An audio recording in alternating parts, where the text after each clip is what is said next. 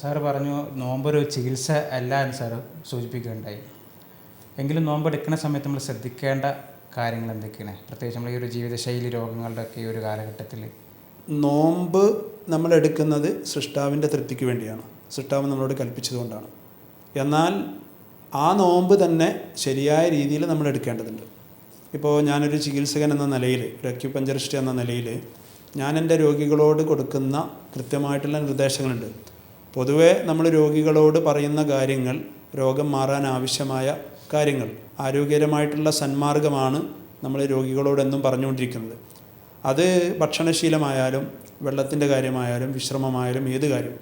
ഇപ്പോൾ നോമ്പിലേക്ക് അത് വരുമ്പോൾ പല രോഗികളോട് നമ്മളോട് ചോദിക്കാറുണ്ട്. ഇപ്പോൾ നിങ്ങൾ ചോദിച്ചതുപോലെ തന്നെ നോമ്പാളിൽ വരുന്നത് റമദാനാണല്ലോ, നോമ്പിൻ്റെ ഭക്ഷണ രീതികളൊക്കെ എങ്ങനെയെന്ന് ചോദിക്കാറുണ്ട്.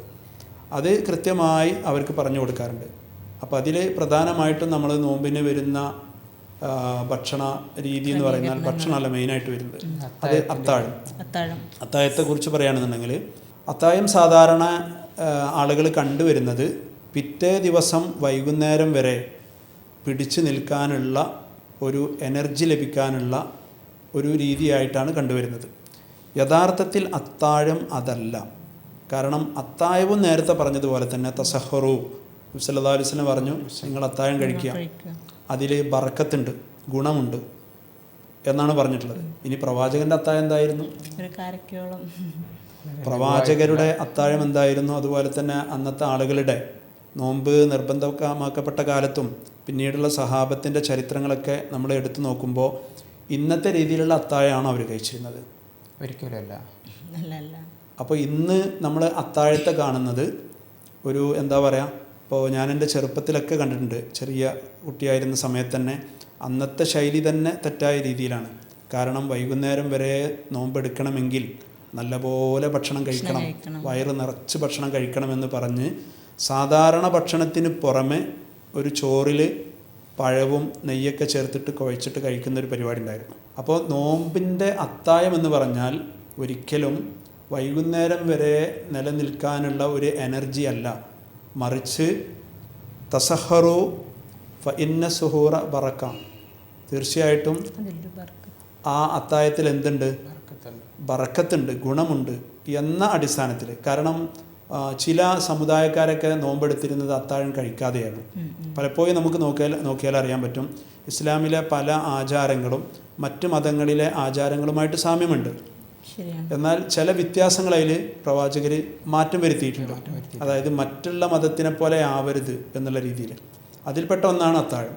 ചില മതക്കാർ അത്താഴം കഴിക്കാതെ തുടർച്ചയായിട്ട് എന്ത് ചെയ്യുന്നുണ്ട്?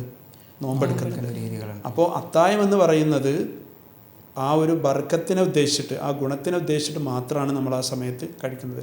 പലപ്പോഴും ചില ആളുകൾ അർദ്ധരാത്രി അത്താഴത്തിന് എണീക്കാൻ വലിയ മടിയാണ്, കാരണം ആ സമയം. അതുകൊണ്ട് രാത്രി തന്നെ കിടക്കുന്ന സമയത്ത് തന്നെ അത്താഴം കഴിച്ചിട്ട് നോമ്പെടുക്കാൻ ശ്രമിക്കുന്ന ആളുകളുണ്ട്. അതൊരിക്കലും അത്താഴം ആവില്ല. അത്താഴം എന്ന് പറഞ്ഞാൽ അത്താഴത്തിൻ്റെ ആ പവിത്രത ഗുണം കിട്ടണമെന്നുണ്ടെങ്കിൽ അർദ്ധരാത്രിക്ക് ശേഷമായിരിക്കണം. അപ്പോൾ മാത്രമല്ല അത്താഴം പിന്തിക്കണം എന്നുള്ളതാണ് ഹദീസ്. അതായത് ബാങ്കിനോട് അടുപ്പിക്കണം. ഒരു 40 ആയത്തൊക്കെ ഓതാനുള്ള സമയം മാത്രമേ ഉണ്ടാവാൻ പാടുള്ളൂ എന്ന് പറഞ്ഞാൽ അത്താഴം പിന്തിക്കണം, അതാണ് സുന്നത്ത്. നേരെ മറിച്ച് നോമ്പ് തുറക്കൽ അങ്ങനെയല്ല, നോമ്പ് തുറക്കൽ വേഗത്തിലാക്കണം. അപ്പോൾ അത്താഴത്തെ പിന്തിച്ചിട്ട് കഴിക്കണം. അത് തന്നെ അത്താഴം കഴിക്കേണ്ടത് ഏറ്റവും പ്രവാചകർ നിർദ്ദേശിച്ചിട്ടുള്ളത് ഈത്തപ്പഴമാണ്. ഒരു ഈത്തപ്പഴം അല്ലെങ്കിൽ കൊണ്ട് അത്താഴം കഴിക്കുക എന്നുള്ളത് പ്രാക്ടിക്കലാണോ എന്നുള്ളത്, അതിൽ പ്രാക്ടിക്കലായിട്ടുള്ള വശമുണ്ട്, പ്രാക്ടിക്കൽ അല്ലാത്ത വശമുണ്ട്. അതായത് പ്രാക്ടിക്കലായിട്ടുള്ള രീതി എന്ന് പറയുന്നത് പ്രത്യേകിച്ച് പ്രവാചക ചര്യ അനുസരിച്ച് പ്രവാചക വൈദ്യമുണ്ട്, തിബ്ബുൻ നബവി എന്ന് പറയുന്നത്. അതിൽ പറയുന്ന രീതി അനുസരിച്ച് ഒരു ഈത്തപ്പഴം തന്നെ വായിൽ വെച്ച് ചുണ്ട് പൂട്ടി നല്ലപോലെ ചവച്ചരച്ച്, നമ്മൾ സാധാരണ ബബിൾക്കൊക്കെ കഴിക്കുമല്ലോ, അതേപോലെ ചവച്ച് ചവച്ച് ചവച്ച് അതിൻ്റെ മാധുര്യം മുഴുവനും ഇല്ലാതായി സാധാരണ ഒരു വെള്ളം പോലുള്ള അവസ്ഥയാകുന്നത് വരെ ചവച്ചിട്ട് ആ ഈത്തപ്പഴം ആ രീതിയിൽ ഈത്തപ്പഴം കഴിക്കുകയാണെന്നുണ്ടെങ്കിൽ അത് മതി അന്ന് വൈകുന്നേരം വരെ പോവാൻ. അത് മതി. കാരണം അത്രയും എനർജി, ദാഹിക്കില്ല അവനിക്ക് എന്നുള്ളതാണ്, ദാഹം വരില്ല എന്നുള്ളതാണ്. കാരണം ഈ രീതിയിൽ കഴിക്കണം. നേരെ മറിച്ച് നമ്മൾ ഈത്തപ്പഴത്തിലെ പ്രോട്ടീൻ, ഈത്തപ്പഴത്തിൻ്റെ മറ്റു ഗുണങ്ങൾ അത് ആലോചിച്ച് നമ്മൾ കുറേ ഈത്തപ്പഴം വേഗത്തിൽ ഒരുപാട് കഴിച്ചത് കൊണ്ട് ഈ പറയപ്പെട്ട ഗുണം ശരീരത്തിന് കിട്ടില്ല. ഇനി ഒന്നാവണ്ട, നിങ്ങൾക്ക് 3 എണ്ണം കഴിക്കാം, അല്ലെങ്കിൽ 5 എണ്ണം കഴിക്കാം. പക്ഷെ കഴിക്കുന്ന സമയത്ത് ഇത് ശരിക്കും വായിലിട്ട് ചവച്ചരച്ച് വെള്ളം പോലെയാക്കി ഇതിൻ്റെ മധുരമൊക്കെ പോയതിന് ശേഷം ഇറക്കുന്ന രീതിയാണെങ്കിൽ അത് മതി. മാത്രമല്ല, ഞാൻ ഈ പറഞ്ഞ രീതിയിലല്ലാതെ തന്നെ സാധാരണ രീതിയിൽ തന്നെ 3 ഈത്തപ്പഴം മാത്രം കഴിച്ച് നോമ്പ് നിൽക്കുന്ന ഒരുപാട് ആളുകൾ എനിക്കറിയാം. വർഷങ്ങളായിട്ട് എനിക്ക് പരിചയത്തിലുള്ള, എൻ്റെ പരിചയത്തിലുള്ള, നമ്മുടെ ചികിത്സയിലേക്ക് വരുന്ന ആളുകൾ അത്താഴത്തിന് ഈത്തപ്പഴമാണെന്ന് പറഞ്ഞ കാരണം കൊണ്ട് ഈത്തപ്പഴം മാത്രം കഴിച്ചിട്ട് നോമ്പെടുക്കുന്ന ആളുകളുണ്ട്. അവർക്ക് പ്രത്യേകിച്ച് ക്ഷീണമോ ബുദ്ധിമുട്ടോ ഒന്നും വരുന്നില്ല. അപ്പോൾ നമ്മളിതിൽ മനസ്സിലാക്കുന്നത്, ഇനി വേറൊരു കാര്യം നോക്കുക നിങ്ങൾ. നമ്മളിപ്പോൾ അത്താഴം കഴിക്കുന്നത് വൈകുന്നേരം വരെ വിശപ്പില്ലാതിരിക്കാനാണെന്നുണ്ടെങ്കിൽ സാധാരണ നോമ്പല്ലാത്ത സമയത്ത് രാവിലെ ഭക്ഷണം കഴിച്ചാൽ പോരെ? ഉച്ചയ്ക്ക് ഭക്ഷണം കഴിക്കണോ? ആവശ്യമില്ലല്ലോ. കാരണം രാവിലെ വയറ് നിറയെ ഭക്ഷണം കഴിച്ചാൽ വൈകുന്നേരം വരെ പോകാൻ പറ്റുമെന്നുണ്ടെങ്കിൽ രാവിലെ മാത്രം ഭക്ഷണം കഴിച്ചാൽ പോരെ? അതല്ല ഇതിൻ്റെ ശരി. കാരണം ഭക്ഷണത്തിന് ഒരു ഫിസിയോളജി ഉണ്ട്, ഒരു ബോഡി ഫിസിയോളജി ഉണ്ട്. ഒരു ഭക്ഷണം ചെന്ന് കഴിഞ്ഞാൽ അത് ദഹിച്ച് തീരും.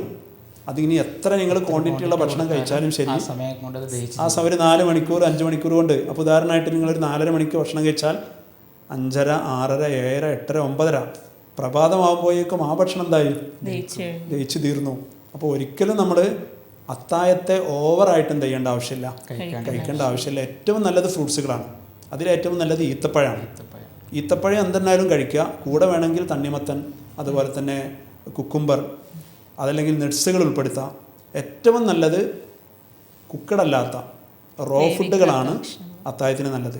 ഇനി വേവിച്ചത് കഴിക്കാം. വേവിച്ചത് കഴിക്കുകയാണെങ്കിൽ നമ്മൾ ഈ അരി ഭക്ഷണം ഒഴിവാക്കുന്നത് നല്ലതാണ്. കാരണം ഇൻഫ്ലമേഷൻ കൂടാനൊക്കെ സാധ്യതയുണ്ട്. പ്രത്യേകിച്ച് ജീവിതശൈലി രോഗമുള്ള ആളുകൾ, പ്രമേഹം, പ്രഷർ പോലുള്ള രോഗികൾ നിർബന്ധമായിട്ടും അരി ഭക്ഷണം ഒഴിവാക്കണം. മറ്റുള്ള ആളുകൾക്ക് കഴിക്കാം. പക്ഷേ ഏറ്റവും നല്ലൊരു ഓപ്ഷനായിട്ട് എനിക്ക് നിർദ്ദേശിക്കാനുള്ളത് അത്താഴത്തിന് തെൽബീനയാണ്. തെൽബീനയെ കുറിച്ച് കേട്ടിട്ടുണ്ടോ? പ്രവാചകർ നിർദ്ദേശിച്ച ഒരു ഫുഡാണ്, ഒരു ഹെൽത്തി ഫുഡാണ്. കാരണം പ്രവാചകരുടെ കാലത്തൊക്കെ വ്യാപകമായിട്ട് ഉപയോഗിച്ചിരുന്നൊരു ഫുഡാണ്. തെൽബീന എന്ന് പറഞ്ഞാൽ യവം അഥവാ ബാർലി കൊണ്ടുണ്ടാക്കുന്ന ഒരു ഭക്ഷണം. അത് 2 രീതിയിൽ ഉണ്ടാക്കാം. ബാർലി വാങ്ങിയിട്ട് അത് തിളപ്പിച്ചിട്ട് അതിലേക്ക് പാലും പിന്നീട് ഈത്തപ്പഴമോ നട്ട്സുകളൊക്കെ ചേർത്തിട്ട് അങ്ങനെ കഞ്ഞി പോലെ ആക്കിയിട്ട് കുടിക്കാം. രണ്ടാമത്തെ ഓപ്ഷൻ എന്നുള്ളത് ബാർലി നമ്മൾ പൊടിച്ചിട്ട്, ഈ പൊടി വാങ്ങാൻ കിട്ടും, അത് പൊടിച്ചിട്ട് അത് വരകുക. അത് വരകിയതിന് ശേഷം അതൊരു പാനീയം പോലെ ഒരു ലിക്വിഡായിട്ടുണ്ടാവും, കുറച്ച് കട്ടിയിൽ. അപ്പോൾ അതിലേക്ക് നമ്മൾ ഈത്തപ്പഴം പിന്നീട് ചേർത്ത് കൊടുക്കുക, നട്ട്സ് ചേർത്ത് കൊടുക്കുക, മധുരത്തിന് വേണ്ടി തേൻ ഒഴിക്കുക. ഏറ്റവും ഹെൽത്തി ആയിട്ടുള്ള ഫുഡാണ്. ഹൃദയാരോഗ്യത്തിന് നല്ലതാണ്, ടെൻഷൻ ഒഴിവാകാൻ നല്ലതാണ്. പ്രത്യേകിച്ച് പഴയ കാലത്തൊക്കെ മരണ വീടുകളിൽ, ഇപ്പോൾ മരിച്ച വീടുകളിൽ അവരുടെ ടെൻഷനൊക്കെ മാറ്റാൻ വേണ്ടി തെൽബീനയായിരുന്നു കൊടുത്തിരുന്നത്. ഇപ്പോൾ നമ്മുടെ നാട്ടിലൊക്കെ മരണപ്പെട്ട വീടുകളിൽ ഈ മധുരപാനീയം കറികളൊക്കെ കൊടുക്കാറുണ്ടല്ലോ. അപ്പോൾ ഇതൊക്കെ ചിലപ്പോൾ ഈ തെൽബീനയിൽ നിന്ന് വ്യതിരിച്ച് വന്നായിരിക്കും. അപ്പോൾ ഏറ്റവും നല്ലൊരു ഫുഡാണ് അത്താഴത്തിന് തെൽബീന.